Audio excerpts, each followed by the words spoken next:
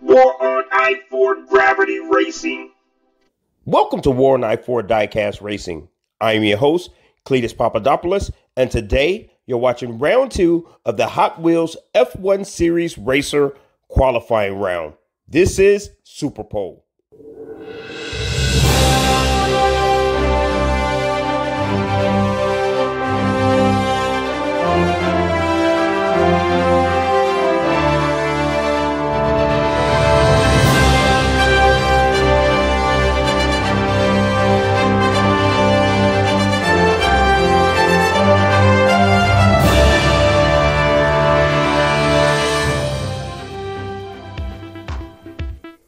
Chuck and Scooter, we had the opportunity to watch each of these drivers in race action. What are your expectations going into round number 2? In round number 1, Quali nearly crashed early in the race and he came on late to win it all. Nasuka, who was also consistent throughout that race, made a late push to sneak out second place. I expect the fast teams to be dominant and carry it on through race number 2. Cletus, I, for one, am interested to find out what kind of improvements the slower teams made to give them a better chance of winning this race. Well, you're not going to have to wait any longer. The first car is at the gate, ready to make its qualifying run.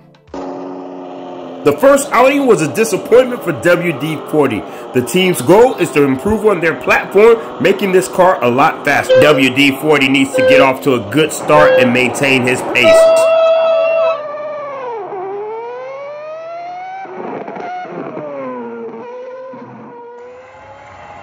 WD-40 crosses the finish line with a time of 8.25 seconds. Next up, Mr. K&N from Big Pear Racing. Big Pear Racing struggled in the first race. They didn't have the speed of the other vehicles. The question is, what did they do to improve from the last race?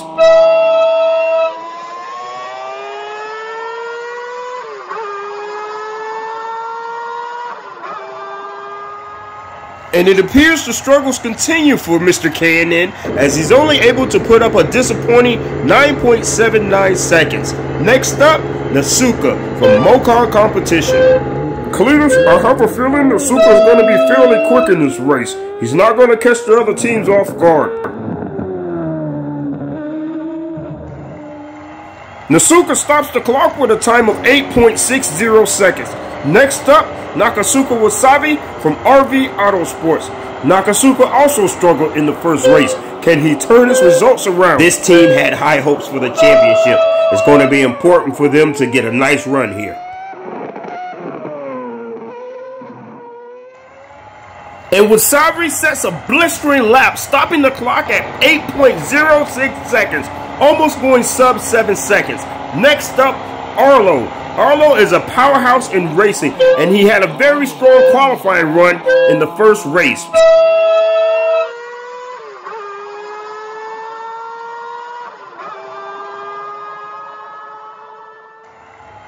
Arlo's off the pace a little bit. 8.80 seconds is going to be P4 for now.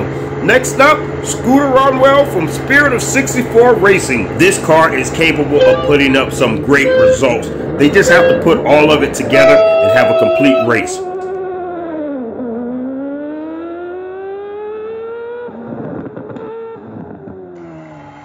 Scooter Runwell stops the clock with a time of 8.88 seconds, and that's going to put him at P5 for now. In the gate, we have Wally Champ, who is the winner of the first race. This is a fast car. Fast indeed. Wally Champ crashed earlier in that race, only to come back and win it all.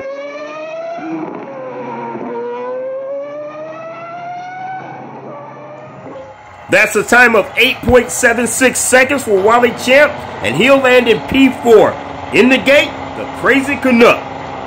Another deceptive car. I don't quite know what to make of this vehicle yet and where it's going to stand in the championship.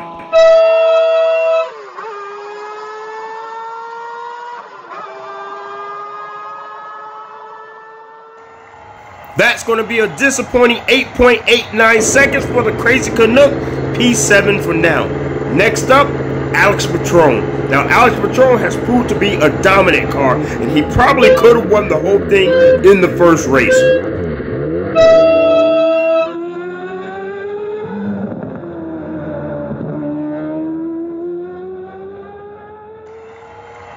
That's a solid run for Patron. 8.78, P5 in the middle of the pack. In the gate, the surprise, Regina Milford from War on I-4 Gravity Racing is set to make her qualifying run. I think Regina surprised a lot of competitors here today. Finishing in P3 in the first race was a good result. And Milford will start at P3 for the next race with a time of 8.48 seconds. Next up, Randy Tooth Fairy Jr. The Tooth Fairy set a fast qualifying run in round number 1, but he didn't get the race results he expected.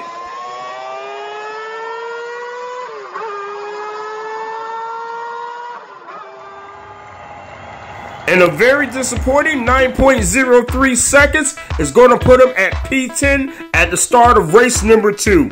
And here's your grid as we go into the second race. P1, Nakasuka Wasabi. WD-40's at P2. Regina Milford, P3. Nasuka, P4. Wally Champ, P5. Well, race fans, that's my time. On behalf of my co-hosts Chuck McAbee, Scooter Douglas, and Regina Milford, I'm your host, Cletus Papadopoulos. Thank you for watching. God bless and good night. War on I-4 Gravity Racing.